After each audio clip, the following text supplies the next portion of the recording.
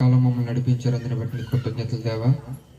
ఈ రాత్రికాల సమయంలో నాయన మరి నీ ప్రణాళిక ఏంటో, అపవాది నీ పిల్లల్ని ఎలా పాడు చేస్తుందో నీ పిల్లలకు తెలియజేయడానికి మీరు ఏర్పాటు చేసిన ఈ సమయాన్ని బట్టి నీ కృతజ్ఞతలు చెల్లించుకుంటాం తండ్రి. మరి వచ్చిన బిడ్డలందరూ కూడా మీరు జ్ఞాపకం చేసుకోండి. నీ వాక్యాన్ని బాగా ఆలకించి దాని ప్రకారం బ్రతకడానికి మాకు అందరికీ అనుగ్రహం దయచేయమని యేసుక్రీస్తు వారి పేరట ఈ ప్రార్థన అడుగుచున్నాము తండ్రి. ఆమేన్.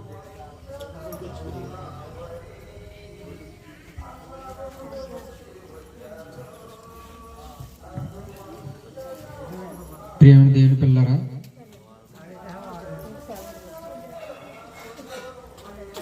దయచేసి ఎవరో పక్కన వాళ్ళతో మాట్లాడిన కొద్దిసేపు దేవుడి మాటలని ఆసక్తితో వినాలని మరి కోరుకుంటున్నాను. ఇక మనం పాఠంలోకి వెళ్దాం ప్రియులరా. యావత్తు భూప్రపంచం మీద కొన్ని కోట్ల మంది మనుషులు ఉన్నారు. దాదాపుగా ప్రపంచవ్యాప్తంగా 850 కోట్ల మంది ప్రజలు ఉన్నట్టుగా మనకు సర్వే చెప్తుంది. అయితే 850 కోట్ల మంది ప్రజలు భూమి మీద ఎలా బ్రతుకుతున్నారంటే, ప్రతి మనిషికి కూడా జీవితంలో కోరికలు అనేవి సహజం. ప్రతి మనిషికి కూడా భూమి మీద కోరికలు అనేవి ఉంటున్నాయి.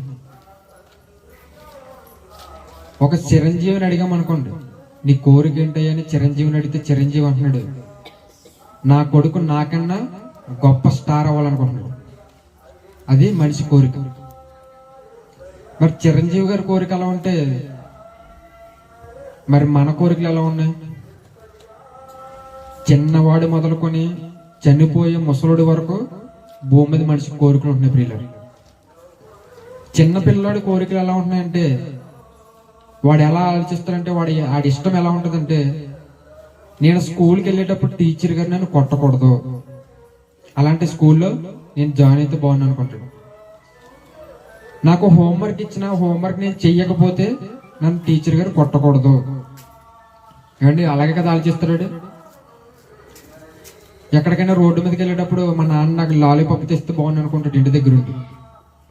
చిన్న పిల్లవాడి కోరికలు ఎలా ఉంటే, కొద్దిగా వయసులో ఉన్నాడు కోరికలు ఎలా ఉంటాయంటే, నేను బాగా చదువుకుని మంచి ఉద్యోగం సంపాదించి మంచి అందమైన భార్యను చేసుకుని మంచి లైఫ్ నేను బ్రతకాలనుకుంటాడు. ఎవరు? యవనస్తుడు. ఇక పెళ్ళైన వారి దగ్గరికి వస్తే వీళ్ళు ఎలా ఆలోచిస్తారంటే, నా పిల్లల్ని గొప్పగా పెంచాలి, నా పిల్లలకి ఏది తక్కువ చేయకూడదు అనుకుంటారు.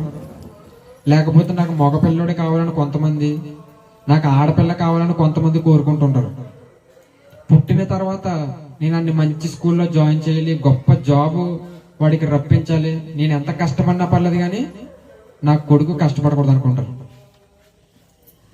ఇక వృద్ధాప్యంలో ఉన్న వారి దగ్గరికి వస్తే, తాత నీ కోరిక ఏంటంటే వాళ్ళు అంటున్నారు, నాకు ఇంకా వయసు ఉంటే బాగుంటే ఇంకొక 4 మామను పెళ్లి చేసుకుని ఇంకొక 4 కందిని అంటున్నారు. ఏమండి, అంటే మనుషుల కోరికలు ఎలా ఉన్నాయి చూడండి. మనిషి రోజుకి చాలా కోరికలు ఆలోచిస్తాడు. మనిషి కోరికలకి అద్దు ఉండదు. ఏదో అలా కోరుకుంటూనే ఉంటాడు. దాన్ని నెరవేర్చుకోవడానికి చాలా కష్టపడుతూ ఉంటాడు మనిషి. మరి కేవలం మనుషులకైనా కోరికలు? మనకు బ్రతికిచ్చిన దేవుడికి కోరిక ఉండదా? ఉంటది. ఖచ్చితంగా ఆయనకి కోరిక అనేది ఉంటుంది. మరి మనం శరీరాన్ని ధరించుకుని ఒక మట్టి బొమ్మలో దేవుడు మన ఆత్మను పెట్టినప్పుడు మనం భూమి మీద ఎలా ఆలోచిస్తామంటే, ఆత్మను సంతోషపెట్టడానికి కోరికలు ఉంటాయి మనకి. ఆత్మను సంతోషపెట్టం. మనం ఈ దేహాన్ని ఎలా సుఖపెట్టాలని దానికోసం ఆలోచించి దీని కోరికలు, శరీరం యొక్క కోరికలు నెరవేర్చడానికి ఇష్టపడతాం మనం. ఈ శరీరానికి ఏమి రాస్తే తెల్లగా వస్తుంది, లేకపోతే ఏమి మనం తింటే బలంగా ఉంటుందని, ఇలాంటి శరీర సంబంధమైన కోరికలు ఉంటాయి తప్ప ఆత్మ సంబంధమైన కోరికలు మనిషికి ఉండవండి. మరి దేవుడు శరీర ఆకారంలో ఉన్నాడా? లేడు. మరి దేవుడు ఎలా ఉన్నాడంటే ఆత్మగా ఉన్నాడు.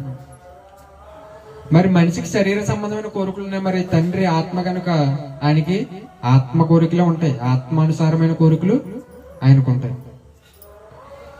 దేవుడు ఏమనుకున్నాడంటే ప్రియులరా,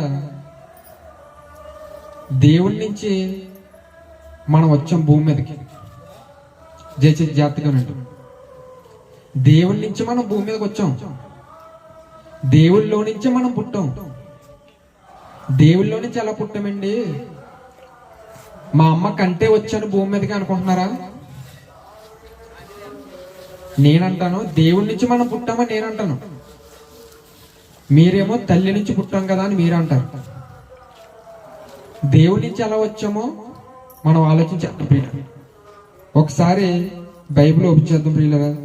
కీర్తన గ్రంథం 90 అధ్యాయము మొదటి వచనం.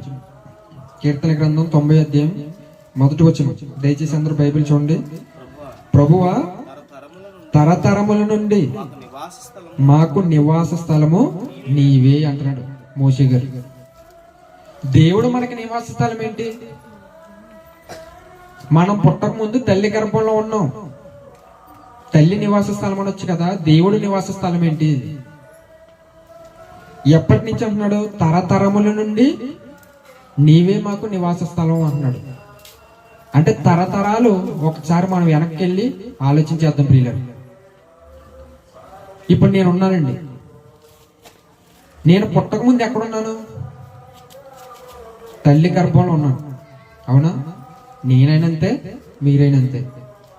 తల్లి గర్భంలోనికి రాకముందు ఎక్కడున్నాం? తండ్రిలో ఉన్నాం. మరి తండ్రిలోనికి రాకముందు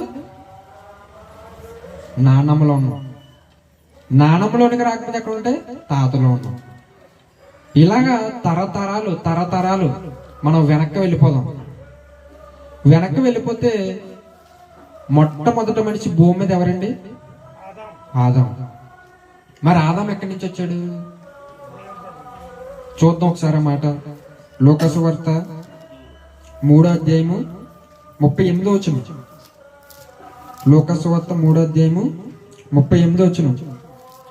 కైనాను ఏనోషుకు, ఏనోషు సేతుకు, సేతు ఆదాముకు, ఆదాము దేవునికి కుమారుడు. మనం అంతా ఎక్కడున్నాం అంటే తరతరాలు వెనక్కి వెళ్ళిపోతే ఆదాములో ఉన్నాం. ఆదాం ఎక్కడి నుంచి వచ్చాడు భూమి మీదకి? స్వయాన దేవుడి నుంచి వచ్చాడు. అంటే మన నివాస స్థలం ఎవరు? దేవుడు. అంటే దేవుడి నుంచి భూమి మీదకి వచ్చిన మనం ఎవరి కోసం బ్రతకాలి? దేవుడి కోసం బ్రతకాలి. అవునా? మరి దేవుడి కోసం బ్రతకాల్సిన మనం భూమి మీద మనం ఎలా ఆలోచిస్తున్నాం? ఈ శరీరాన్ని ఎలా సుఖపెట్టాలి, మన కోరికలు ఎలా నెరవేర్చుకోవాలని అని మనం ఆలోచిస్తున్నాం. కానీ మనం ఎవరి కోసం బ్రతకాలి, ఎవరి కోరికలు నెరవేర్చాలంటే మనల కన్న తండ్రి కోరికలు మనం నెరవేర్చాలి. మరి మనల్ని భూమి మీదకి పంపిన తండ్రి ఏం కోరుకుంటున్నాడు అంటే, భూమి మీద నా పిల్లలందరూ సత్క్రియలు చేయాలి. ముందుగా రాయబడిన ఆ క్రియలన్నిటినీ చెయ్యాలి. ఏమి రాశాడు మన కోసమైనా? మీరు సమాజానికి వెళ్ళి సువార్త చెప్పండి అన్నాడు. ఈరోజు మనం సువార్త చెప్తున్నామా? లేదండి. సువార్తకైతే మనం వెళ్ళం, కానీ ప్రార్థనకైతే మనం రావు. కానీ పిక్నిక్లకి, సినిమాలకి అయితే మనం బాగా వెళ్తాం. ఎందుకు? శరీరం అదే కోరుకుంటుంది, మన కళ్ళు అవే కోరుకుంటాయి. కానీ దేవుడు ఏం ఆలోచిస్తున్నాడు? దేవుడు ఏం ఇష్టపడుతున్నాడు అంటే, నా పిల్లలందరూ కూడా నా కోసమే బ్రతకాలనుకుంటున్నాడు. ఏమంటే ఏ తండ్రి అయినా అంతే కదా. నా పిల్లలు నా మాట వినాలి, నన్ను బాగా చూసుకోవాలి, ఇవే కదా ఆలోచిస్తారు తల్లిదండ్రులు. మరి తండ్రి కూడా అలాగే ఆలోచిస్తున్నాడు. నా పిల్లలు నా కోసమే బ్రతకాలి, నేను చెప్పిందే చెయ్యాలి. తండ్రి మాట కదా నిన్న పిల్లలు, లేకపోతే పక్కింటి వాళ్ళ మాట వినాల? తల్లిదండ్రుల మాటే వినాలి. మరి మనల్ని కని పెంచి పోషిస్తున్న భూమి మీద ఆ దేవుడి పనులు చెయ్యాలని ఆయన అనుకున్నాడు. కానీ ఈరోజు ఆయన కోరిక అనేది నెరవేరట్లేదు, ఆయన ఇష్టం అనేది నెరవేరట్లేదు. మనిషికి ఎంతకాలం ఇచ్చాడంటే దేవుడు, ఒకప్పుడు దాదాపు 1000 సంవత్సరాలు ఉండేది. కానీ 1000 సంవత్సరాల కాలాన్ని మానవుడు ఏం చేస్తున్నాడంటే వృధాగా వాడుతున్నాడు. దాన్ని చెడుకే ఉపయోగిస్తున్నాడు. ఇలా చెడుకు ఉపయోగించినప్పుడు ఇంత వయసు ఎందుకు మానవుడికి అని దేవుడు ఒక నిర్ణయానికి వచ్చి 120కి తగ్గించాడు ఆయుష్. 120కి తగ్గించిన మనిషి ఇంకా దేవుడి మాట వినట్లేదు, ఇంకా పెట్టిరేగిపోతున్నాడు పాపంలో. మరలా దేవుడు ఇంకా ఆయుష్ తగ్గించాలి కానీ 60, 70 అధిక బలం ఉన్న ఎడల 80. ఇప్పుడు 50 దాటితే గ్రేట్ అండి. ఈ కాలంలో 50 సంవత్సరాలు కూడా ఎవడో బ్రతకలేదు. మరింత చిన్న కాలంలో దేవుడు ఏం కోరుకున్నాడు అంటే, నా పిల్లలు నా కోసమే బ్రతకాలి, నా కొరకే పని చేయాలనుకున్నాడు.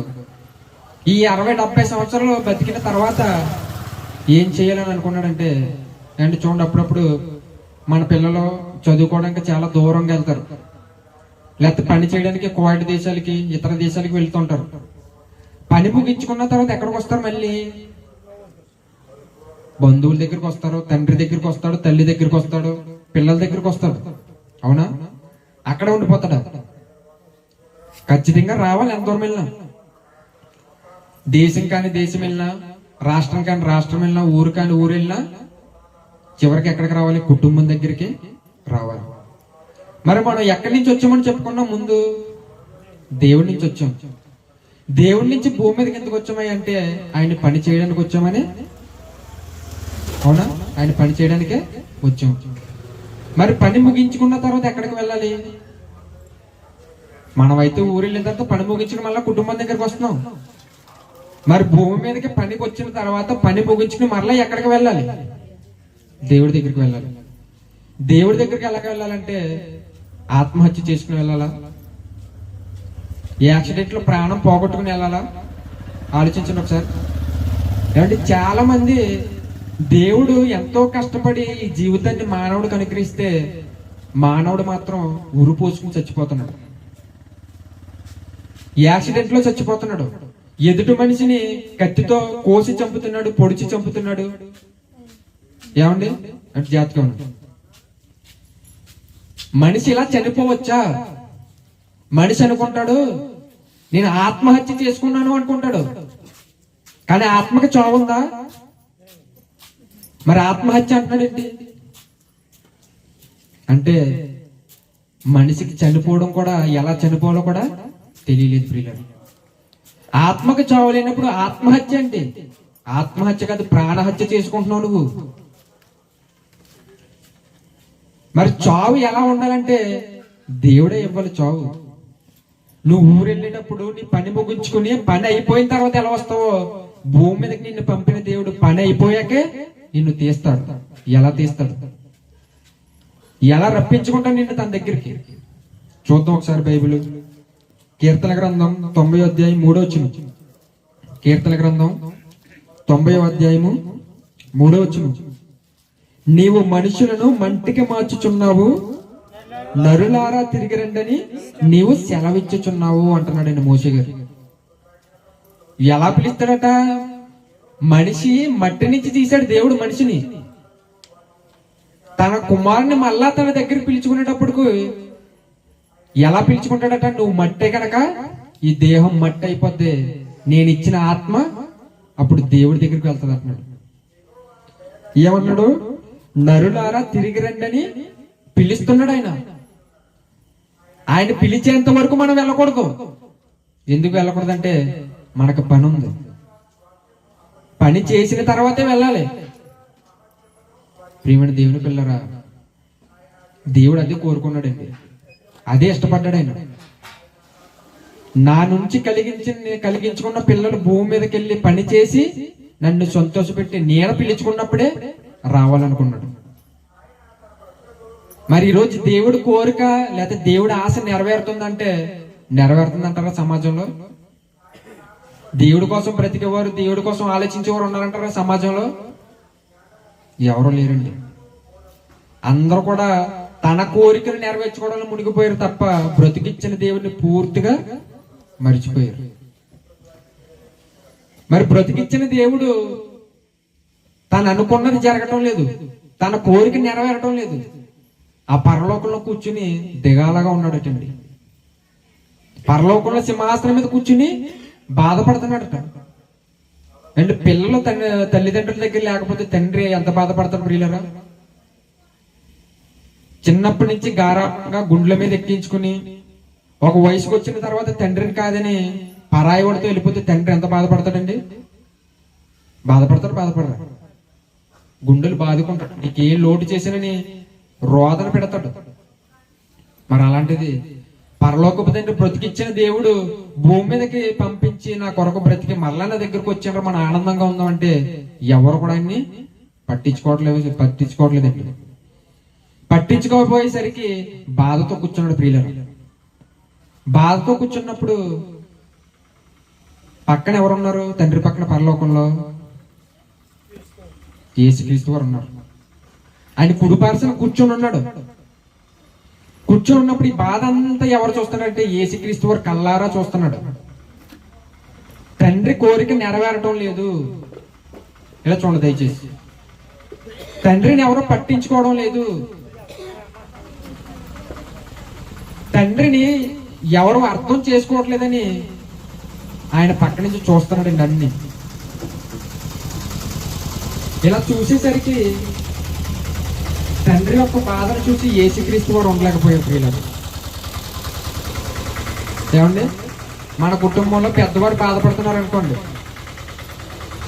కుమారులు వెళ్ళి లేదా తల్లి ఏడిసిందంటే కూతురు వచ్చి తల్లి ఎదురకుండా నవ్వగలదా? నవ్వుతే ఏమంటారు? ఏంటి పిచ్చికని పట్టింది ఏంటి, తల్లి ఏడిస్తే నవ్వుతుంది ఏంటి అంటారు. ఏమండి, తండ్రి బాధలో ఉన్నప్పుడు కొడుకెళ్ళి నవ్వుతున్నాడు అనుకోండి, బాగుంటుందా? బాగోదండి. తండ్రి అయిన దేవుడు కూడా భూమి మీద మనం చెడిపోవడం చూసి బాధపడుతుంటే పక్కనున్న యేసుక్రీస్తు వారు చూసి ఏంటి తండ్రికి ఇంత కష్టం వచ్చింది అనుకుంటున్నాడు. దేవుడికి కష్టం ఏంటండి? అసలు దేవుడికి కష్టం ఏంటి? దేవుడికి బాధ ఏంటి? ఆయన గురించి ఏమని వ్రాయబడింది బైబిల్లో? ఆయన ఉన్నవాడు. అవునా? మరి ఉన్నవాడికి బాధ ఏంటి? ఉన్నవాడికి దిగులేంటి? ఉన్నవాడికి కన్నీళ్ళు ఏంటంటే పిల్లలు దూరం అయిపోతున్నారు. ఏమండి, మన కోట్ల ఆస్తి ఉండి కోట్ల సంపద ఉండి ఏది కొదువలేదు, అన్నీ ఉన్నాయి అనుభవించడానికి, కానీ పిల్లలు లేరు అనుకోండి, ఏమొద్ది? ఎంత సంపాదించినా వృధా. మరి కోటాను కోట్ల దేవదూతలతో పరలోకాన్ని కట్టిస్తున్నాడు మన కోసం తండ్రి. మరి అలాంటప్పుడు భూమి మీద ఉన్న తన పిల్లలు పని ముగించుకుని తన దగ్గరికి వెళ్ళకపోతే ఆయన ఎంత బాధపడతాడు? బాధపడుతున్నాడు. ఇది చూసిన యేసుక్రీస్తు వారు ఏమనుకున్నాడంటే, నేను భూమి మీదకి వెళ్ళి తండ్రి యొక్క కోరికను నెరవేర్చాలి. ఏమండి, అప్పుడప్పుడు తల్లిదండ్రులు తమ జీవితంలో నెరవేరిన కోరికలు ఎవరి ద్వారా నెరవేర్చుకోవాలనుకుంటారు? పిల్లల ద్వారా నెరవేర్చుకోవాలనుకుంటారు. అవునా? ఇప్పుడు తండ్రి డాక్టర్ అవ్వాలనుకున్నాడు అనుకోండి, అవ్వలేకపోయాడు. అతను నా కొడుకు డాక్టర్ అవ్వాలనుకుంటాడు, నా కొడుకుని ఇంజనీరింగ్ చేయాలనుకుంటాడు. ఎందుకంటే తండ్రి కోరిక నెరవేరలేదు, ఆ కోరికని పిల్లల్లో చూసుకుందాం అనుకుంటాడు. మరి తండ్రి ఏమనుకుంటున్నాడు? మన పరమ తండ్రి ఏమనుకుంటున్నాడు అంటే, నా పిల్లలు నా దగ్గరికి రావాలని ఆయన అనుకున్నాడు. అది జరగట్లేదు. ఇలాంటప్పుడు ఏమైందంటే యేసుక్రీస్తు వారు చూస్తున్నాడు. ఇదంతా చూసి తండ్రి కోరికను నేను నెరవేర్చాలి, తండ్రి బాధను నేను తీర్చాలి అని 2000 సంవత్సరాల క్రితం పరలోకమందున తండ్రి పక్కన ఉన్న సింహాసనాన్ని విడిచి భూమి మీదకి వచ్చాడు ప్రియులారా. యేసుక్రీస్తు వారి కోరిక ఏంటి మరి? ఆయన పరలోకాన్ని విడిచి దేవుడి పక్కన సింహాసనం ఉంటే సింహాసనాన్ని విడిచి భూమి మీదకి రావాల్సిన పని ఏముంది? ఇప్పుడు నరేంద్ర మోడీ ఉన్నాడండి, నరేంద్ర మోడీ కొడుకు ఉన్నాడు అనుకోండి, లేరనుకుంటున్నారు బహుశా, పిల్లలు ఉన్నారనుకోండి కాసేపు. నరేంద్ర మోడీ ఏమో దేశానికి రాజు, ఇప్పుడు మన భారతదేశానికి రాజుతో సమానం. ఒకవేళ నరేంద్ర మోడీ కొడుకు ఉన్నాడు అనుకోండి, ఆ కొడుకు ఆ స్థాయిని వదిలేసి ఒక బానిసత్వ బ్రతుకులోకి వస్తాడా? రాడు. ఎందుకు రాడు? లగ్జరీ, అది లగ్జరీ లైఫ్, వదులుకోవడానికి ఇష్టపడం. మరి యేసుక్రీస్తు వారికి ఏం తక్కువని పరలోకాన్ని విడిచి భూమి మీదకి వచ్చాడంటే, తండ్రి యొద్దకు మనందరినీ తీసుకువెళ్ళాలని. మరి ఆయన తీసుకువెళ్ళాలంటే, మనందరినీ తండ్రి దగ్గరికి చేర్చాలంటే మనం ఎలా ఉండాలి? పరిశుద్ధులుగా ఉండాలి. ఎందుకంటే దేవుడు ఏమన్నాడు? నేను పరిశుద్ధుని కనుక మీరును పరిశుద్ధులే ఉండండి అన్నాడు. మరి ఈరోజు భూమి మీద పరిశుద్ధులు ఉన్నారంటే నీతిమంతుడు లేడు, ఒక్కడును లేడు. మరి ఇప్పుడు మనందరినీ పరలోకం చేర్చాలంటే యేసుక్రీస్తు వారు ఏం చేయాలంటే భూమి మీద పాప అన్నవాడు లేకుండా చెయ్యాలి. అదేనండి యేసుక్రీస్తు వారి కోరిక. అందుకే యేసుక్రీస్తు వారు భూమి మీదకి వచ్చినప్పుడు ఏమంటున్నాడు ఒకసారి మనం చూస్తే, తిమోతి గారికి రాసిన మొదటి పత్రిక 1వ అధ్యాయము 15వ వచనం. తిమోతి గారికి రాసిన మొదటి పత్రిక 1వ అధ్యాయము 15వ వచనం. పాపులను రక్షించుటకు క్రీస్తు యేసు లోకమునకు వచ్చాడు. ఎందుకు వచ్చాడంట? పాపులని రక్షించడానికి. అంటే భూమి మీద పాప అన్నవాడే ఉండకూడదు.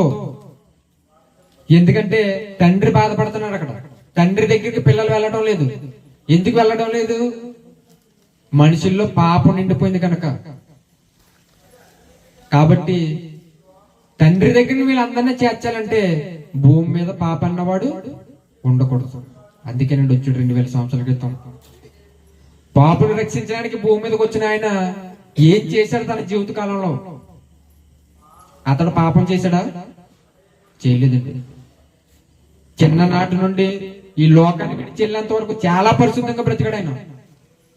ఒకనాడు సమాజంలో నిలబడి నాలో పాపం ఉందని ఎవడు స్థాపించగలడంటే ఒక్కడొకడు ఆయన వైపు ఒక్క చేయి చూపించలేకపోయింది. అదే మనం నిలబడ్డాం అనుకోండి మార్కెట్లో, నాలో ఏమన్నా చెడు ఉంటే మీరు చెప్పండి అంటే 100 చేతులు పైగా చూపిస్తే మనల్ని చూడండి. అంతెందుకు మన ఇంట్లో వాళ్ళే మన తప్పులు పట్టుకుంటారు. కానీ యేసుక్రీస్తు వారు సమాజంలో నిలబడి అడిగాడు ఆ రోజు, నాలో పాపం ఉందని ఎవడు స్థాపించగలడు? ఒక్కడొకడు చూపించలేబడి. ఎలా బ్రతుకుంటాడో ఒక్కసారి మీరు ఆలోచించండి ప్రియులారు. ఎంత పరిశుద్ధంగా బ్రతుకుంటాడో, ఎంత విలువలు కలిగి బ్రతుకుంటాడో మీరు ఆలోచించాలి. ఎందుకు అలా బ్రతికాడంటే మనందరిని కూడా తండ్రి దగ్గరికి చేర్చడానికి మనందరికి మాదిరి చూపించాడు. తండ్రి దగ్గరికి వెళ్ళాలంటే ఇలాగే బ్రతకాలి, తండ్రిని చూడాలంటే మనం ఇలాగే బ్రతకాలి భూమి మీదని చూపించడు ప్రియులారు. చూపించడమే కాదు, ప్రకటించేశాడు ఆయన. ఒకసారి చూద్దాం ఆయన ఏం చేశాడు తన జీవితకాలంలో. మార్కు సువార్త 1వ అధ్యాయము, మార్కు సువార్త 1వ అధ్యాయము 35 నుంచి చదువుకుందాం ప్రియులారు. ఆయన పెందలకాడనే లేచి ఇంకను చాలా చీకటి ఉండగానే బయలుదేరి అరణ్య ప్రదేశంలోకి వెళ్ళి అక్కడ ప్రార్థన చేయుచున్నాడట. ఇంకా చీకటి ఉండగానే తండ్రికి ప్రార్థన చేస్తున్నాడట. ఎందుకని? భూమి మీద ఉన్న మనం అందరం ఎవరికి ప్రార్థించాలి? ఎవరికి మన బాధ చెప్పుకోవాలంటే దేవుడికే చెప్పుకోవాలండి. ఎందుకంటే సమస్యలన్నీ తీర్చేవాడు దేవుడే. మనం మనుషులు నమ్ముకుంటాం ఏమంటే చూడండి, అప్పుడప్పుడు మనకి ఏదైనా అనారోగ్యం వచ్చింది అనుకోండి, మన కుటుంబీకులకు కానీ మన బంధువులకు కానీ మన దగ్గర బాగా డబ్బు ఉంది అనుకోండి, హాస్పిటల్కి వెళ్ళాం అంటే 2 లక్షలు అవుతుంది అన్నాడు అనుకోండి, మనం ధనవంతులు అనుకోండి కాసేపు. ఎంత డబ్బు అయినా పర్లేదు మా వాడు క్షేమంగా బయటకు వచ్చేయాలనుకుంటాం. అదే డబ్బు లేదనుకోండి, అప్పుడు ఎవరు గుర్తొస్తారు మనకి? దేవుడు గుర్తొస్తారు. ముందేమైంది మరి? ముందు డబ్బు ఉంది అంటే మనం ఎప్పుడు వెళ్తామంటే దేవుడి దగ్గరికి అవసరం ఉన్నప్పుడు వెళ్తాం, మనకి చేత కానప్పుడే వెళ్తాం. అదే ఒక మనిషి దగ్గరికి మనం చేత కానప్పుడు వెళ్ళామనుకోండి, అతను ఏమంటాడు? ఊరంతా తిరుగు, ఇప్పుడు వచ్చావు నా దగ్గరికి, నేను చేయను అతను అంటాం. కానీ దేవుడు అలాగండి. ఎందుకంటే మనం ఆయన పిల్లలం గనక, మనల్ని ప్రేమించాడు గనక మొదటగా వెళ్ళాల్సిన దేవుడి దగ్గరికి చివరిగా వెళ్ళినా ఆయన మన మాట విని మనకు సహాయం చేస్తున్నాడు. ఇప్పుడు కూడా ఏమండి, యేసుక్రీస్తు వారు ఏ మనిషి మీద కూడా ఆధారపడలేదండి. ఎప్పుడు వెళ్తున్నాడు ఆయన దగ్గరికి? పెందల కాడే వెళ్ళిపోతున్నాడు. మనం పెందల కాడ ఎక్కడికి వెళ్తాం? ప్రార్థన చేయడానికి వెళ్ళాం. మనం మన పనులు చూసుకోవడానికి వెళ్తాం. శరీరాన్ని కోసం దీన్ని ఎలా పోషించాలి, దీన్ని ఎలా పెంచాలని దీనికోసం కష్టపడడానికి వెళ్తాం మనం. కానీ యేసుక్రీస్తు వారు ఏం చేస్తున్నాడట? తండ్రికి ప్రార్థిస్తున్నాడు. ఇంకేం చేస్తున్నాడు చూద్దాం. ఇప్పుడు శిష్యులు వచ్చారు ఆయన దగ్గరికి. ఆ సమయంలో సీమోనును అతనితో కూడా ఉన్నవారును ఆయన వెదకు వెళ్ళి ఆయన కనుగొని అందరూ నిన్ను వెతుకుచున్నారని ఆయనతో చెప్పగా, అలాంటి సమయంలో ప్రార్థన చేస్తున్న సమయంలో శిష్యులు ఆయన దగ్గరికి వెళ్ళి, మీరు ఎక్కడికి వెళ్ళిపోయారయ్యా, మిమ్మల్ని వెతుకుతున్నాం మేము అని శిష్యులు అంటే, అప్పుడు యేసుక్రీస్తు వారు ఏమంటున్నాడు? ఆయన ఇతర సమీప గ్రామములలోను నేను ప్రకటించినట్లు వెళ్ళుదాము రండి, ఇందు నిమిత్తమే కదా నేను బయలుదేరి వచ్చేతనని వారితో చెప్పాడట. ఎందు నిమిత్తం వచ్చాడు ఆయన? సువార్త ప్రకటించడానికి వచ్చాడట. సువార్త ఎందుకు ప్రకటించాలంటే భూమి మీద ఉన్న మనుషులందరిలో నిండిపోయి ఉన్న పాపాన్ని అంతటిని కడిగి పరలోకానికి చేర్చాలంటే ఏం చెయ్యాలంటున్నాడు? సువార్త ప్రకటించాలి. అందుకేనండి ఆయన కంటి మీద కుణుకు లేదు ప్రియులారా. 2000 సంవత్సరాల క్రితం వచ్చిన యేసుక్రీస్తు వారు కంటి మీద కుణుకు లేకుండా తండ్రి యొక్క ఇష్టాన్ని, తండ్రి యొక్క కోరికను నెరవేర్చడానికి కంటి మీద కుణుకు లేకుండా చేసుకున్నాడు. ఆయన వెళ్తూ వెళ్తూ లోకం నుంచి ఏం చెప్పాడంటే మీరు సర్వలోకానికి వెళ్ళి సర్వ సృష్టికి సువార్త ప్రకటించమన్నాడు. యేసుక్రీస్తు వారి కాలంలో ఆయన యావత్ ప్రపంచానికి చెప్పేశాడు సువార్త. మన కోసం తండ్రి ఉన్నాడు పరలోకంలో, మన కోసం దేవదూతలు ఎదురు చూస్తున్నాయి, మన కోసం ఒక మంచి బ్రతుకుంది. మీరు 50 సంవత్సరాల బ్రతికి నిజం అనుకుని ఈ భూమి మీద ఎన్నో ఆశలు పెంచుకుని బ్రతుకుతున్నారు. ఇది కాదు బ్రతుకంటే. ఇది చాలా చిన్న జీవితం. ఏమండి, ఈ రోజు మనకు కనిపించేంత రేపు పొద్దునకి కనిపించడు. పడుకున్నవాడు పొద్దునకి లేకడు. మనిషి జీవితం ఈ రోజు ఎలా అయిపోయిందంటే దేవుడు అన్నాడు మీరు నీటి బుడగ లాంటి వారు అన్నాడు. నీటి బుడగ ఎంతసేపు కనిపిస్తుంది? అది ఇలా చూసి ఇలా తిరిగిలోపు తప్పని పేలిపోతుంది. మనిషి జీవితం కూడా అలాంటిదే. ఈ రోజు నేను ఆరోగ్యంగా ఉన్నాను, ఈ రోజు నాకు ఏమీ కొదువు లేదు, నేను హుందాగా ఉన్నాను, బలంగా ఉన్నాను అనుకుంటావు. కానీ పొద్దుటికే వీక్ అయిపోతాం, చనిపోతాం. రాత్రి బాగానే ఉన్నాడండి, అందరితోనే మాట్లాడాడు, తిన్నాడు, బాగున్నాడు, పని చేశాడు, కానీ ఇంతలోనే చనిపోయాడు అంటారు. మీరు విన్నారంటే కేసులు వింటాం. ఎందుకంటే మనిషి జీవితం చాలా చిన్నది. మరి చిన్న జీవితంలో ఏం చేయాలంటే దేవుడి కోసం బ్రతకమంటున్నాడు. యేసుక్రీస్తు వారు వచ్చి అదే నేర్పించడండి సమాజానికి. మరి యేసుక్రీస్తు వారి యొక్క కోరిక నెరవేరుతుందా? మీరు సర్వ సృష్టికి వెళ్ళి సర్వ సృష్టికి సమాజానికి సువార్త చెప్పండి అన్నాడు. మరి రోజు ఎవరైనా చెప్తున్నారా? సువార్త చెప్తుంటే అడ్డుకుంటున్నారు. అవునా? దేవుడి పని అంటే అడ్డుకుంటున్నారు, దేవుడి సభలంటే అడ్డుకుంటున్నారు. మనిషి కోరిక మాత్రం నెరవేర్చుకుంటున్నాడు. మరి పరలోకమందున్న తండ్రి, మనకు బ్రతుకునిచ్చిన తండ్రి కోరిక నెరవేరుతుందా? లేదండి. మరి యేసుక్రీస్తు వారు మన కోసం ప్రాణం పెట్టాడు, ఆయన కోరిక ఏమైనా నెరవేరుతుందా? ఆయన కోరిక లేదండి. మరి ఇంకెవరు ఉన్నారంటే పరిశుద్ధాత్మ దేవుడు ఉన్నాడు. మరి పరిశుద్ధాత్మ దేవుడు కోరిక ఏంటంటే మనందరం బాప్తిసం తీసుకుంటాం. బాప్తిసం తీసుకున్న తర్వాత మనలోనికి ఎవరు వస్తారు? పరిశుద్ధాత్మ దేవుడు వస్తాడు. పరిశుద్ధాత్ముడు వచ్చిన తర్వాత మనల్ని ఎలా నడిపిస్తాడంటే సర్వసత్యంలోనికి నడిపిస్తాడు. సర్వసత్యం అంటే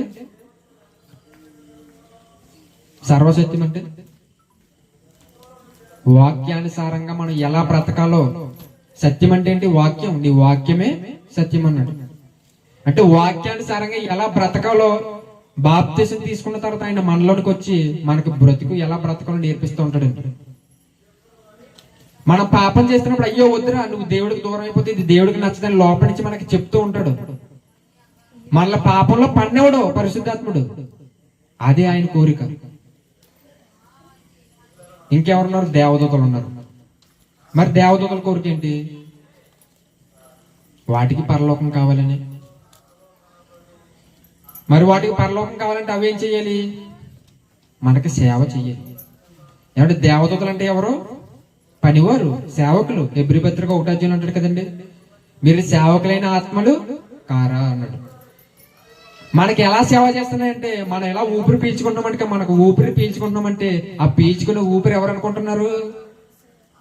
దేవదూత. నువ్వు ఆహారం తింటున్నావు, కొన్ని లక్షల బియ్యం తినేసావు ఇప్పటికి. ఆ ఆహారం అంతా ఎవరు అనుకుంటున్నారు? దేవదూతలు. ఈ చెట్టు ఉంది, చెట్టు ఎవరు? దేవదూత. ఇవన్నీ మనకి సేవ చేస్తేనే, మన ఆకలి తీరిస్తేనే, మనకు ఊపిరి అందిస్తేనే దేవుడు వాటికి పరలోకం ఇస్తాడు. ఆ పరలోకాన్ని సంపాదించుకోవడానికి అవి ఏం చేస్తున్నాయి అంటే భూమి పుట్టినప్పటి నుంచి అవి మనకి సేవ చేస్తూనే వస్తున్నాయి. ఎందుకంత సేవ చేస్తున్నాయి అంటే వాటికి ఏం కావాలి? పరలోకం కావాలి. అంటే వాటి కోరిక ఏంటంటే పరలోకం సంపాదించుకోవాలని దాని కోరిక. తండ్రి కోరిక ఏంటండి? మనందరం పరలోకం వెళ్ళాలని ఆయన కోరిక. యేసుక్రీస్తు వారి కోరిక భూమి మీద పాప అన్నవాడే ఉండకూడదు, మనందరం కలిసి తండ్రి దగ్గరికి వెళ్ళిపోవాలని ఆయన కోరిక. పరిశుద్ధాత్ముడి కోరిక ఏంటంటే మనం పాపంలో పడకుండా దేవుడి కోసం పరిశుద్ధులుగా బతకాలని ఆయన తపన పడుతున్నాడు, ఆయన కోరుకుంటున్నాడు. దేవదూతలు మాకు పరలోకం కావాలని అవి కోరుకుంటున్నాయి. కానీ మనిషి ఎలా కోరుకుంటున్నాడంటే భూమి మీద ఉండిపోవాలి, నేను బిల్డింగ్ మీద బిల్డింగ్ వేయాలి, ఎన్నో సంపాదించాలని భూ సంబంధమైన కోరికల మీద ఉండిపోయి ప్రియులారు. మనిషి కోరికలు అయితే బాగా నెరవేరుతున్నాయి భూమి మీద, కానీ బ్రతికిచ్చిన దేవుడి యొక్క కోరిక మాత్రం అలాగే ఉండిపోయిందండి. అంటే మనిషికి తక్కువ కోరికల, మనిషి కోరికలకి అంత ఉండదు. మరొక ఒక వ్యక్తి మిగిలిపోయాడు. ఎవరో వ్యక్తి, ఎవరతను? తండ్రి వచ్చాడు, యేసుక్రీస్తు వారు వచ్చారు, పరిశుద్ధాత్ముడు వచ్చాడు, దేవదూతలు వచ్చారు. మరొక ఒక ఆయన ఉండిపోయాడు. ఎవరైనా సాతాను. మరి సాతాను కోరుకుంటుందా? ఉంటుందా కోరిక? మనిషి కోరికే హద్దు లేనప్పుడు దెయ్యానికి ఉంటుందా? దెయ్యానికి కూడా కోరికలు ఉంటాయి. చూద్దాం ఒకసారి దెయ్యం కోరిక ఏంటో. ఏమండి, మనందరం కూడా దేవుడిని తెలుసుకోకుండా పాతాళానికి పోవాలనేది ఆలోచిస్తుంది. అసలు దాని కోరికలు ఏంటో, ఎన్ని రకాల కోరికలు ఉన్నాయో ఈ రాత్రి మనం ఆలోచించేద్దాం ప్రియులరా. ఏమండి, ఇది సాతాను మొట్టమొదటి ఎక్కడుంది ప్రియులరా? దేవుడి దగ్గర పరలోకంలో ఉంది. ఒక కెరూబుగా, ఒక దేవదూతగా, ఒక ఆశ్రయమైన కెరూబుగా ఉంది అది. దాని పొజిషన్ ఏంటో తెలుసా మీకు? పరలోకంలో దేవదూతలందరికీ హెడ్, అది దేవదూతలందరికీ లీడర్. ఒక 10 మందికి ఒక నాయకుడు ఎలా అయితే ఉంటాడో, పరలోకంలో ఉన్న కోటాను కోట్ల దేవదూతలకి అది నాయకుడు. అది అలాంటి స్థాయిలో ఉన్న ఈ కెరూబు ఏం చేసిందంటే ఒక కోరిక కోరుకుందండి. ఆ కోరిక వల్ల పరలోకంలోనే స్థానం పోయింది దానికి. దాని కోరిక ఏంటంటే పరలోకం కావాలని. మనమంతా ఇక్కడ ఇంత రాత్రికాల సమయంలో మీరంతా ఇక్కడ వచ్చి కూర్చుని దేవుడి మాటలు ఎందుకంటారంటే మనందరం కూడా చనిపోయిన తర్వాత ఎక్కడికి వెళ్దామని? పరలోకం వెళ్దామని కదా. అంటే పరలోకంలోనే మంచి బ్రతుకుంది, అందుకే అపవాది కూడా పరలోకం కావాలనుకుంటుంది. మరి ఆల్రెడీ పరలోకంలో కదా నువ్వు ఉన్నది దేవుడి దగ్గర. మరలా దాని కోరిక ఏంటంటే అది ఏం కోరుకుందో ఒకసారి చూద్దాం ప్రియులరా. అసలు సాతాను ఏం కోరుకున్నాడో మనం ఆలోచించేయాలి ఖచ్చితంగా దేవుడి పిల్లలుగా. యెషయా గ్రంథము 14వ అధ్యాయము, యెషయా గ్రంథము 14వ అధ్యాయము 13 నుంచి 15 చదువుకుందాం ప్రియులరు. యెషయా గ్రంథం 14వ అధ్యాయము 13 నుంచి చదువుకుందాం. నేను ఆకాశంలోకి ఎక్కిపోయేదను, దేవుని నక్షత్రములకు పైగా నా సింహాసనమును హెచ్చింతును. ఏమంటే ఏమనుకుందట అది? దేవుని నక్షత్రాలకు పైగా నా సింహాసనాన్ని స్థాపిస్తాను అనుకుంది. నక్షత్రం అంటే ఎవరు? నక్షత్రం అంటే ఎవరు? నక్షత్రం అంటే ఎవరు కాదండి, దేవుని పిల్లలమైన మనమే.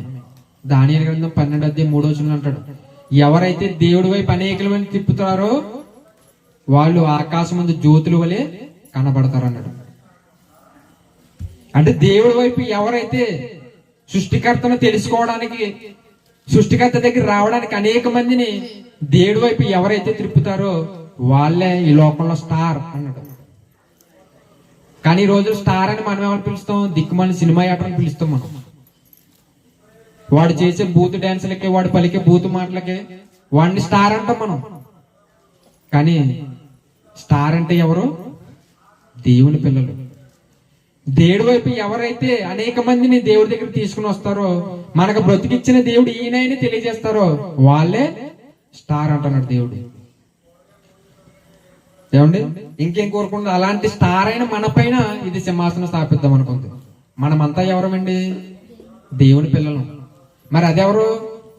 దేవదూత ఎవరు? ఆ సాతానుగాడు ఎవడు? సేవకుడు. మనకు పని చెయ్యలేడు. పని చెయ్యాల్సిన వీడు ఏం చేస్తాడంటే దేవుని పిల్లలకు పైగా నా సింహాసనం, నా స్థాయి అంత ఎత్తులో నేను ఉంచాలనుకున్నాడు. జండు ఒక ధనవంతుడు ఉన్నాడు అనుకోండి. ఆ ధనవంతుడికి పిల్లలు ఉన్నారు. ఆ ధనవంతుడికి చాలా కోట్లు ఉన్నాయి. కోట్లు ఉన్నప్పుడు పని మనుషులు ఉంటారు ఇంట్లో. ఈ పని మనిషి ఆ యజమానుడి యొక్క కుమారుల కంటే నేను గొప్పోడిని, వాళ్ళకంటే నాకేం తక్కువ కాదు అని అనుకుంటా తండ్రి ఊరుకుంటాడా? ఎందుకు ఊరుకోడు? తన వారసుడు ఎవడైతే ఉన్నాడో కొడుకే తర్వాత నాయకుడు అవ్వాలనుకుంటాడు తప్ప పన్నోడిని తీసుకొచ్చి కొడుకు కన్నా పైన పెట్టడు. ఏమన్నా మీరు పెడతారా? మీ కొడుకుల కంటే పన్నోడిని తీసుకొచ్చి మీ కొడుకుల కన్నా గొప్పగా చూస్తారు మీరు? చూడ ఎవడని. కానీ సేవకుడిగా పని చేయాల్సిన సాతానుగాడు ఏం చేశాడంటే దేవుడి పిల్లలమైన మన పైన సింహాసనం స్థాపిద్దాం అనుకున్నాడు. దేవుడు ఊరుకుంటాడు? మన కోసం కష్టపడి చేసిన పరలోకాన్ని మనకి ఇవ్వకుండా పనివాడికి ఇస్తాడా? ఎవడు కదండి. పోన్లేండి, దేవుడి పిల్లల పైన అయితే స్థాపిద్దాం అనుకున్నాడు. పోన్లే, ఊరుకుందాం. కిందకెళ్ళి చూసేసరికి ఏమంటున్నాడు? 14 వచ్చును, మేఘ మండలం మీదకి ఎక్కుదును, మహోన్నతునితో నన్ను సమానంగా చేసుకుందనని నీ మనస్సులో అనుకుంటువి. దేవుడి పిల్లలకు పైగా స్థాపిద్దాం అనుకున్నాడు. కానీ అది సరిపోలేదు. అడిగి ఆ ఆశ సరిపోలేదు, ఆ కోరిక సరిపోలేదు. కిందకు వచ్చేసరికి ఎవరితో సమానంగా ఉండాలనుకున్నాడు? మహోన్నతుడిని దేవుడితో సమానంగా ఉండాలనుకున్నాడు. ఒక పన్నోడు వచ్చి ఏమంటే ఎంతో కష్టపడి సంపాదించుకుని యజమానుడితో సమానంగా ఉండగలడా? ఉండలేడు. ఎందుకు ఉండలేడు? పన్నోడే, యజమానే. యజమాని కొడుకు కూడా సరిపడు పన్నోడు. మరలాంటిది వీడు ఏం చేస్తాడంటే దేవుడితో సమానంగా ఉండాలనుకున్నాడు. మరి దేవుడు ఊరుకుంటాడా? ఏమంటే కష్టపడి బాగా చిన్నప్పటి నుంచి బాగా కష్టపడి చదువులన్నింటిలో యూనివర్సిటీలోను కాలేజీల్లోను అన్ని ఫస్ట్ ర్యాంక్ కొట్టి మొత్తం మీద మంచి గవర్నమెంట్ ఉద్యోగం కొట్టాడు. కొట్టిన తర్వాత ఇంకొకటి వచ్చాడు. ఈలోగా వీడు కష్టపడలేదు, రాత్రి నిద్ర అనుకుని చదువుకోలేదు, చదువుకోకుండా 1 లక్ష రూపాయలు పెట్టి సర్టిఫికెట్ కొనేసుకుని వీడితో వచ్చి సమానంగా కూర్చుందాం అనుకున్నాడు. అది చెల్లుతుందా? అది బాగుంటుందా? బాగోదు. మరి అలాంటిది పని చేయాల్సిన వీడు దేవుడితో సమానంగా ఉండాలనుకుంటే మరి అసలు సబబేనా? కాదండి. ఎప్పుడైతే దేవుడితో సమానంగా ఉండాలనుకుందో దానికోసం చాలా ప్రయత్నం చేసింది. ఇది మనిషి కోరిక నెరవేర్చుకోవడానికి సకల ప్రయత్నాలు చేస్తాడు మానవుడు. అలాగే అపవాది కూడా దేవుడితో సమానంగా ఉండాలి, ఆయన సింహాసనాన్ని లాక్కోవాలని చాలా ప్రయత్నాలు చేసిందండి. ఏం చేసిందో ఒక్కసారి మనం చూస్తే ప్రకటన గ్రంథము 12వ అధ్యాయము, ప్రకటన గ్రంథం 12వ అధ్యాయము 7 నుంచి 8 చదువుకున్న ప్రియులారు, ఆ సింహాసనం కోసం దేవుడితో సమానంగా ఉండడం కోసం అది ఏం చేసిందో ఒక్కసారి మనం చూస్తే ప్రకటన గ్రంథం 12వ అధ్యాయం 7వ వచనంలో, అంతటా పరలోకమందు యుద్ధము జరిగెను, మిఖాయేలును అతని దూతలను ఆ ఘట సర్పంతో యుద్ధము చేయవలసి ఉండగా ఆ ఘట సర్పమును దాని దూతలను యుద్ధము చేసిరు గాని గెలవలేకపోయిరి.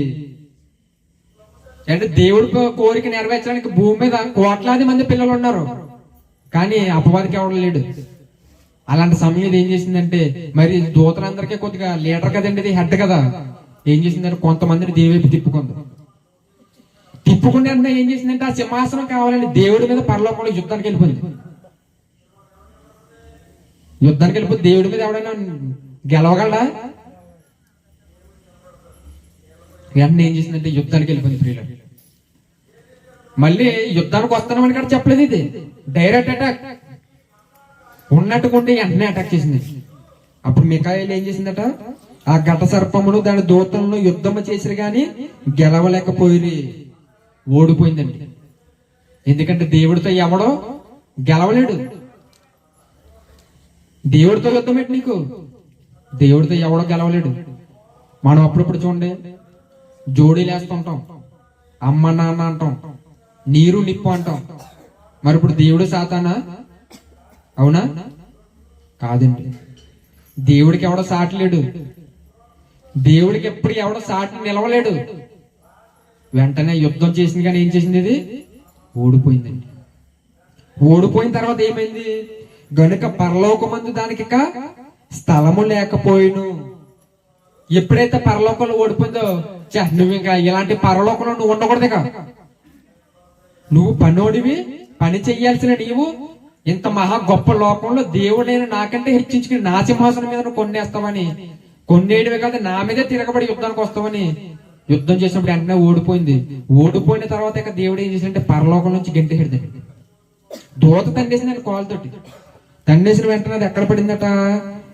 అదే 12వ అధ్యాయం 12వ వచనంలో, పరలోకమా పరలోక నివాసులారా ఉత్సహించుడి, భూమి సముద్రమా మీకు శ్రమ, అపవాది తమకు సమయం కొంచెమని తెలుసుకొని బహు క్రోధము గలవాడే మీ యొద్దకు దిగివచ్చి ఉన్నాడు.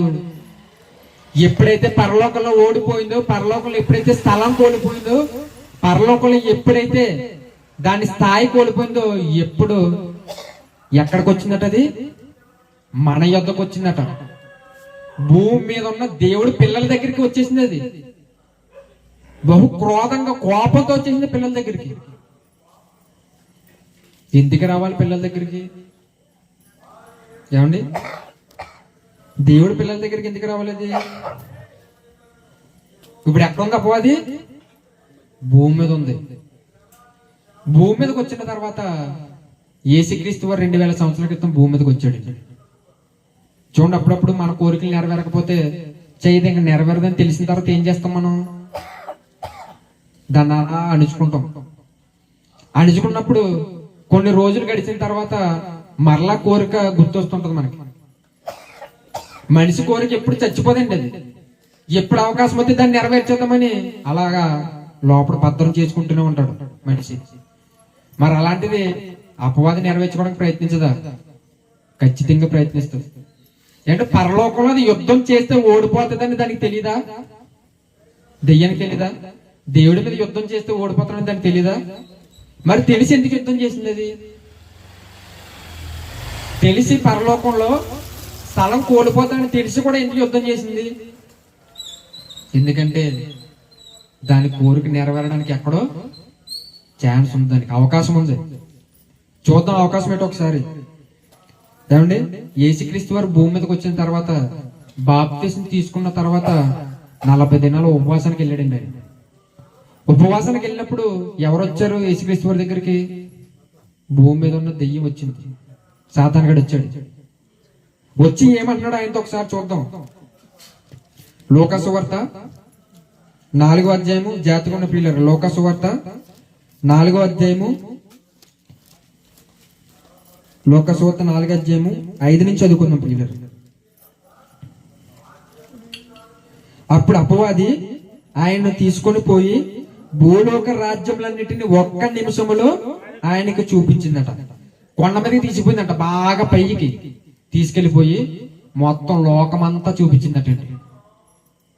యేసుక్రీస్తు వారు ఎందుకు వచ్చాడు? లోకాన్ని రక్షించడానికి వచ్చాడు. ఇదేం చేస్తుంది? యేసుక్రీస్తు వారిని కొండ మీద తీసుకెళ్లి మొత్తం చూపిస్తుందట. చూపించి ఏమంటుంది ఆయనతో? కింద వచ్చిన చదువుకుందాం. ఈ అధికారం అంతయు ఈ రాజ్యములను మహిమయు నీకు ఇత్తును, అది నాకు అప్పగింపబడి ఉన్నది, ఆ దేవునికి నేను ఇయ్యగోరుతును వానికి ఇత్తును. ఈడు భూమి మీదకి వచ్చాడు కదా. భూమి మీదకి వచ్చిన తర్వాత భూమి అంతా ఏమైందంటే సాతానుగాడి అండర్లోకి వెళ్ళిపోయిందండి. సాతానుగాడి చేతిలోకి వెళ్ళిపోయింది. అందుకే వాడు దేవుడు పిల్లలందరినీ నాశనం చేసేస్తున్నాడు భూమి మీద. దేవుడి కోసం బ్రతకాల్సిన పిల్లల్ని దేవుడి వైపు కనీసం చూడకుండా చేస్తాడు. అలాంటి పిల్లలందరినీ బాగు చేయడానికే యేసుక్రీస్తు వారు వచ్చాడు. యేసుక్రీస్తు వారు వస్తే యేసుక్రీస్తు వారు ఏం చేస్తుంది? కొండ మీద తీసుకెళ్లిపోయి, ఇదిగో ఈ లోకమంతా ఇప్పుడు నా గుప్పిట్లో ఉంది, నువ్వు దీన్ని రక్షించడానికి వచ్చావు, అవునా? దీన్ని కాపాడదామని వచ్చావు, ఈ లోకాన్ని అంతటిని తండ్రి దగ్గరికి తీసుకెళ్ళడానికి నువ్వు వచ్చావు కదా, అయితే ఇదంతా ఇప్పుడు నా గుప్పిట్లో ఉంది. నేను ఇప్పుడు నీకు ఇవ్వాలంటే, ఈ లోకాన్ని అంతటా కూడా నీకు ఇచ్చేయాలంటే ఏం చేయాలి ఒకసారి చెప్తుంది చూడండి. ఒకసారి 7వ వచనం. ఈ లోకమంతా నా దగ్గర ఉంది, ఇప్పుడు ఇదంతా నువ్వు రక్షించడానికి వచ్చావు కాబట్టి నీకు సులువు అవ్వాలంటే, ఈ లోకమంతా నీ చేతిలోకి వచ్చేయాలంటే నువ్వేం చేయాలో తెలుసా? కాబట్టి నీవు నాకు మొక్కితవా, ఇదంతయు నీ దగ్గరని ఆయనతో చెప్పిందట. ఇదంతా నీకు ఇచ్చేయాలంటే, నువ్వు ఈ లోకాన్ని రక్షించుకోవడానికి వచ్చావు కదా, ఇదంతా నువ్వు రక్షించుకోవాలంటే ఇది నీ చేతుల్లో ఉండాలి, అప్పుడు నీకు సులభం అవుద్ది. కానీ సులభం అవ్వాలంటే, ఈ లోకం అంతా నీ చేతిలోకి రావాలంటే ఏం చేయాలంటుంది? నువ్వు నాకు మొరొక్కు అంటుంది. దేవుని కుమారుడు సాతానికి మొక్కాలా, పనివాడికి మొక్కాలా? మొక్కితే ఏమంటుంది? నీకు ఇచ్చేస్తా ఉంటుంది అది. మరి యేసుక్రీస్తు మొక్కేసి లోకాన్నంతటి తీసుకుని రక్షించవచ్చు కదా, రక్షించవచ్చు కదా. మనమైతే ఏం చేస్తాం? ఏం మనకి ఈజీ అయిపోద్ది, మనకు సులభంగా సిలువ వేయబడకలేదు అంతే కదండి. చాలా సులభంగా రక్షించేసుకోవచ్చు. ఎందుకని చిన్నగా అలాగ దండం పెట్టేసామని కొందరికి ఇచ్చేస్తుంది. మరి యేసుక్రీస్తు వారు దాన్ని ఎందుకు మొక్కలేదు?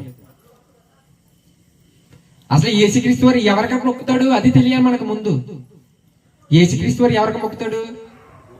తండ్రికి మొక్కుతాడు. యేసుక్రీస్తు వారు ఎక్కడ ఉన్నాడంటే తండ్రికి అంటే ఒక్క డౌన్, తండ్రితో సమానమైన, కానీ తండ్రికి తప్ప ఎవరికి మొక్కడు. యేసుక్రీస్తు వారి కింద మనమంతా ఉన్నాం, పరిశుద్ధాత్మ ఉన్నాడు ఆయన కింద, మానవులైన మనంతా ఉన్నాం. మనమంతా ఎవరికి మొక్కుతామంటే దేవుడికే మొక్కుతాం. యేసుక్రీస్తు వారు ఎవరికి మొక్కుతారంటే దేవుడికే మొక్కుతాడు, దేవుడికే ప్రార్థిస్తాడు. కానీ యేసుక్రీస్తు వారు ఆయన కింద ఉన్న ఎవరికే మొక్కడు. ఎందుకంటే ఆయన స్థాయి అది, తండ్రికి తప్ప ఆయన ఎవరికి మొక్కడు. మరి ఇదేమంటుంది? నువ్వు నాకు మొక్కు, ఇదంతా నీకు ఇచ్చేస్తాను. మరి మొక్కేచ్చు కదండి, ఆయన మొక్కెత్తి ఇదంతా ఇచ్చేస్తుంది కదా ఇది.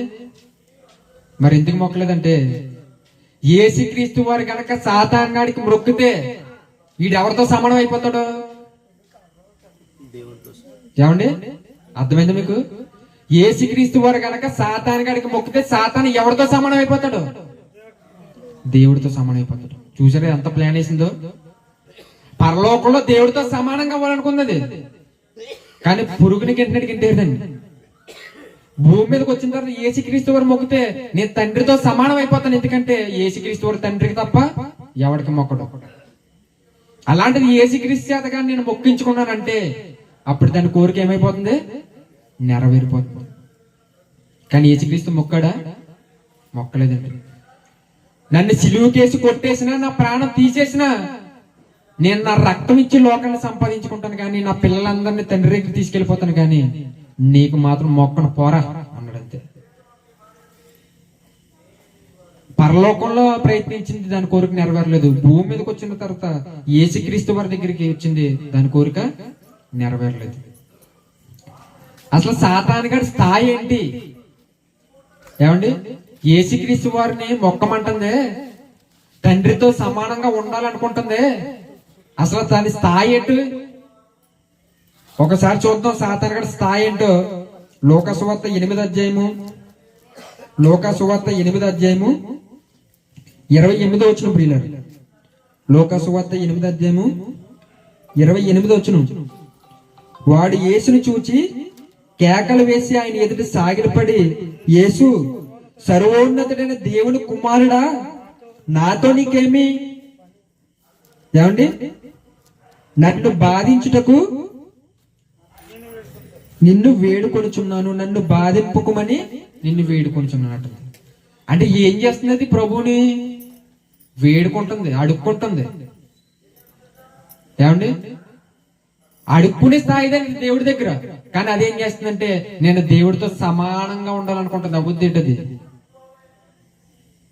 నిన్న దాకా ఆ చిరిగిపోయిన సొక్క, చిరిగిపోయిన నిక్కర వేసుకుని ఊరంతా తిరిగినాడు వచ్చి ధనవంతుడి ఇంటికి వెళ్ళి నేను నీతో సమానంగా ఉండాలనుకుంటున్నా, నీ ఇంట్లో నాకు వాటం ఉందంటే ఊరుకుంటాడా? మరి ఇది చూడండి, పనివాడు మనకి సేవ చేయాల్సిన వాడు దేవుడితో సమానంగా ఉండాలనుకున్నాడు, కానీ దేవుడు ఉండనివ్వలేదండి. ఎందుకంటే భూమి మీద నా పిల్లలు ఉన్నారు, నా కోసం ఒక రోజులు పరలోకానికి వస్తారు, వాళ్ళకి నేను ఇస్తాను తప్ప నీకేమో అతను అన్నాడు అంతే. ఎప్పుడైతే ఉన్నాడో భూమి మీద పడ్డది. భూమి మీదకి వచ్చిన తర్వాత యేసుక్రీస్తు వారి చేత మొక్కించుకోవాలనుకుంది, కానీ యేసుక్రీస్తు వారు కూడా దానికి మొక్కలేదు. అసలు సాతానుగాడి కోరిక నెరవేరకపోవడానికి కారణం ఎవరు? ఎవరండి? సమానంగా ఉండాలనుకున్నది దేవుడితో ఉండలేకపోయింది. దానికి కారణం ఎవరు? దేవుడే కదా. దేవుడే కదా దాన్ని ఉండలేదు, గెంటేసాడు పరలోకం నుంచి. భూమి మీదకి వచ్చిన తర్వాత దానికి మొక్కని వారు ఎవరు? యేసుక్రీస్తు వారు. అప్పుడు కూడా దాని కోరిక నెరవేరకపోవడం గల కారణం ఎవరు?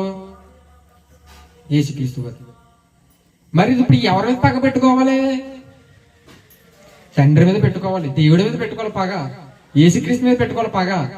అవునా? ఎందుకంటే చూడండి, అప్పుడప్పుడు మన కోరిక కూడా మనం అనుకున్నది నెరవేరకపోవడానికి కారణం మన ఇంటి పక్కన తెలిసింది అనుకోండి, అయ్యి బాబు ఇంకాడు అటు చచ్చేదాకా ఇన్నంటూ ఉంటాము. ఏమండి? చేపలు పెట్టేస్తుంటాం, పగ పెట్టేస్తాం వాడి మీద. ఆడు కనపడితే చాలు కొన్ని చేస్తాం, పొళ్ళు కొరికేస్తాం. మరి సాతానికి ఆడి కోరిక నెరవేరకపోవడానికి కారణం దేవుడు యేసుక్రీస్తు వారు అయితే భూమి మీద ఉన్న తన పిల్లల్ని ఎందుకు పాడు చేస్తుంది? దేవుడి మీద పగబట్టాలి కానీ దేవుడి పిల్లల మీద ఎందుకు పగబట్టింది అది? ఏమండి ఏం చేస్తున్నది ఒకసారి భూమి మీద చూద్దాం. ఒకసారి పేతురు గారు రాసిన మొదటి పత్రిక 5వ అధ్యాయం 8వ వచనం. పేతురు గారు రాసిన మొదటి పత్రిక 5వ అధ్యాయము 8వ వచనం. ప్రియులారా, నిబ్బరమైన బుద్ధి గలవారే మెలకువగా ఉండుడి, మీ విరోధి అయిన అపవాది గర్జించే సింహం వలె ఎవరిని మృంగుదునా అని వెతుకుతూ తిరుగుచుందట. తండ్రి కదా దాని కోరిక నెరవేరకపోవడానికి కారణం, యేసుక్రీస్తు వారు కదా దానికి మొక్కలేదు. మరి భూమి మీద ఉన్న దేవుడి పిల్లల్ని ఎందుకు మృంగాలనుకుంటుంది? ఇది దేవుడి పిల్లల్ని ఎందుకు పాడు చెయ్యాలనుకుంటుంది? ఎందుకో తెలుసండి, మన పిల్లలు ఉంటారండి, మన పిల్లల్ని చాలా గారాబంగా పెంచుకుంటాం. పెంచుకున్న తర్వాత ఉద్యోగం వచ్చింది అనుకోండి, దూరంగా వెళ్ళిపోతాడు. చాలా జాగ్రత్తగా ఆలోచించిన పిల్లలు దూరంగా వెళ్ళిపోతాడు. దూరంగా వెళ్ళిపోయిన తర్వాత ఒక ఆయన ఉంటుంది, తెలిసిన ఆయన, చిన్నప్పటి నుంచి కొడుకుని బాగా చదివించాడు. కొడుక్కి రైల్వేలో జాబ్ వచ్చింది. రైల్వేలో జాబ్ వస్తే ఉద్యోగానికి వెళ్ళిపోయాడు గుంటూరు దగ్గర. వెళ్ళిపోయిన తర్వాత ఉద్యోగం చేస్తున్నాడు, బాగానే ఉంది కొన్నాళ్ళు.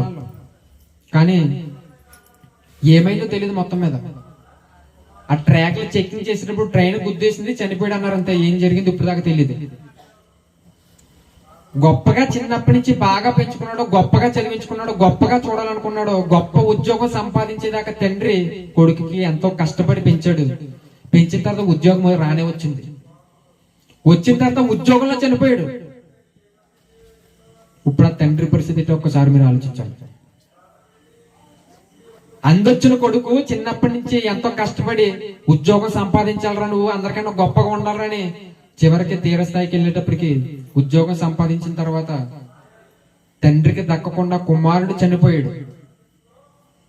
అదే పరిస్థితుల్లో మీరుంటే, ఒకవేళ మీరుంటే ఒక తండ్రిగా మీరు ఎలా ఫీల్ అవుతారు? గుండెలు బాదుకుని నేను చచ్చిపోయినా బాగుండు కదరా, నువ్వు చచ్చిపోవేంటరా అని గుండెలు బాదుకుని ఏడుస్తారు. అవునా?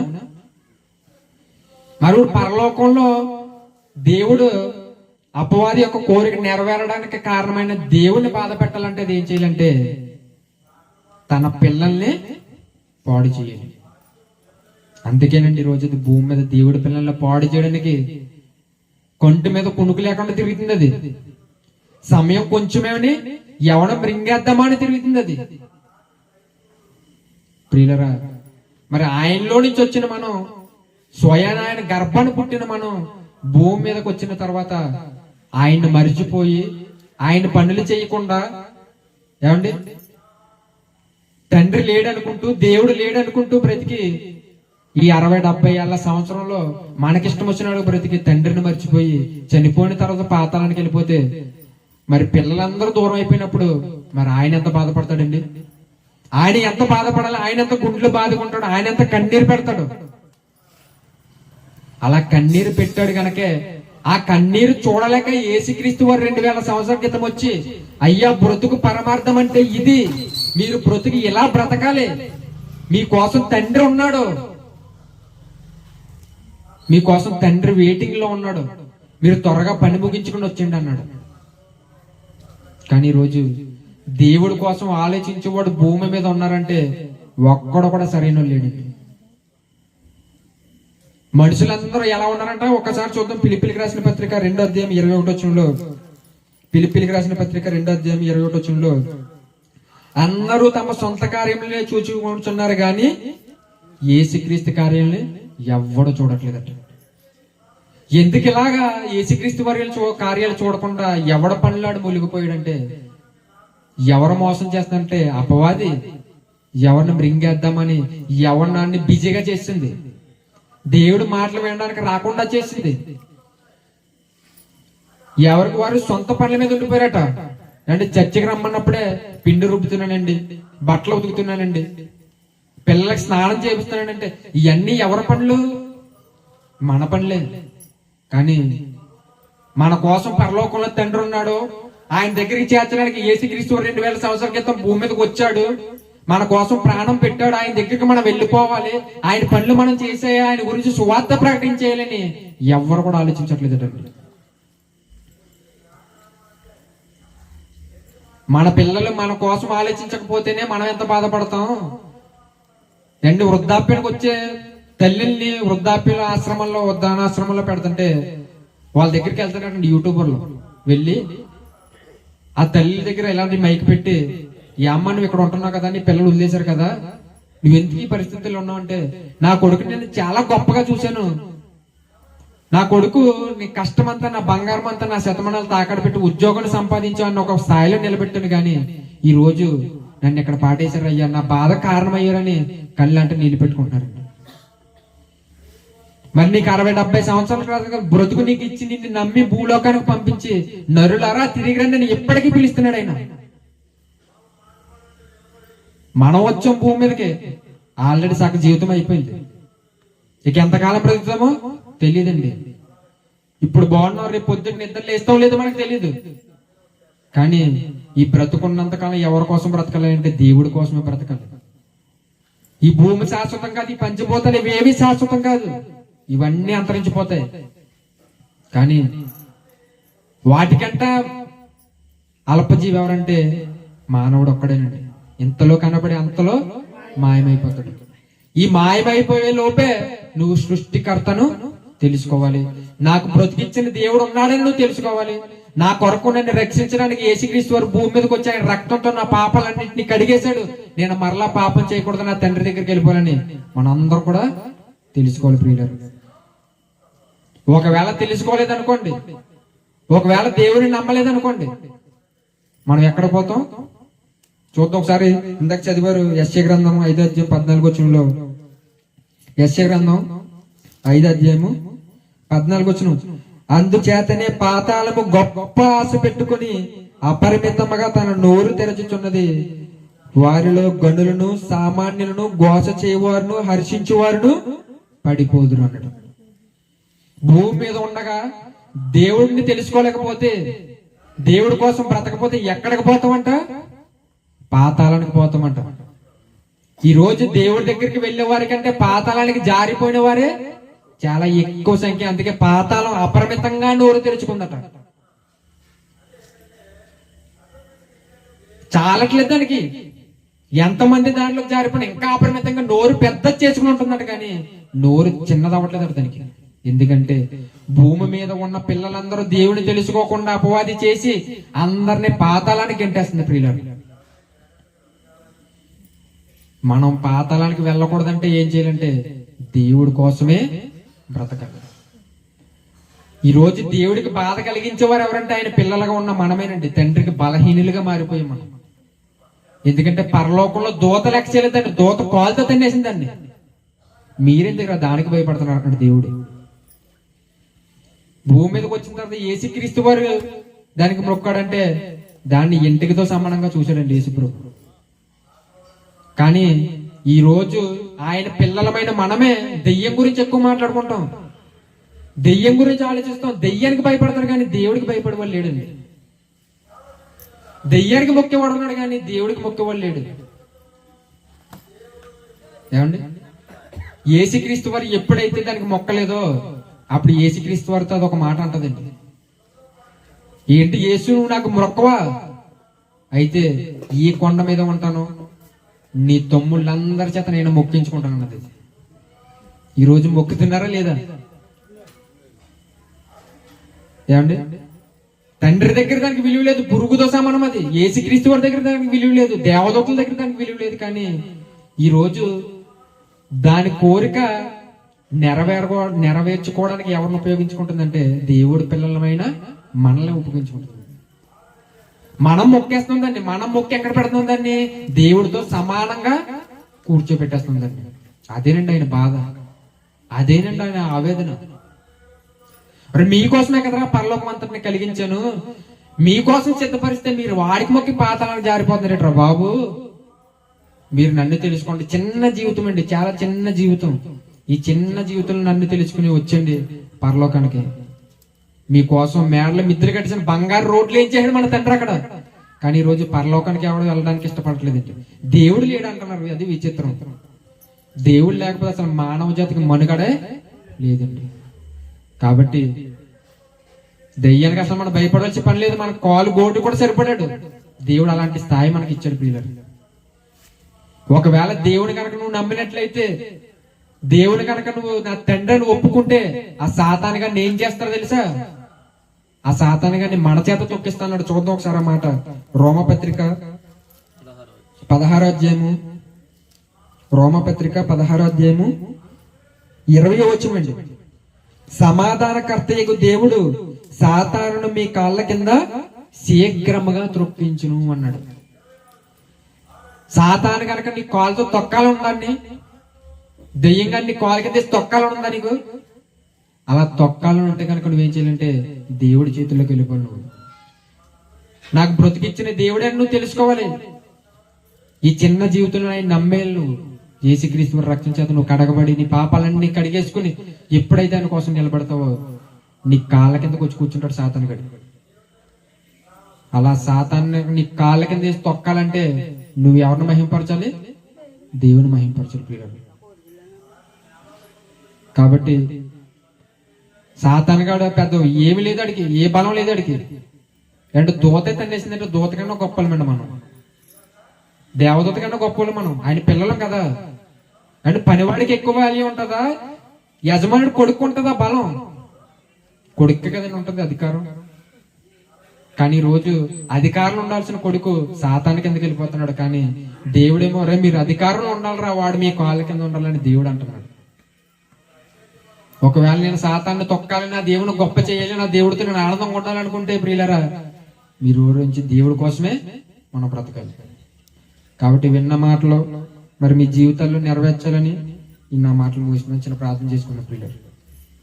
మమ్మల్ని మిగిలిగా ప్రేమించిన మా ప్రియ పరలోకపు తండ్రి, నీ ఘనమైన శ్రేష్టమైన నామానికి వందనాలు దేవా.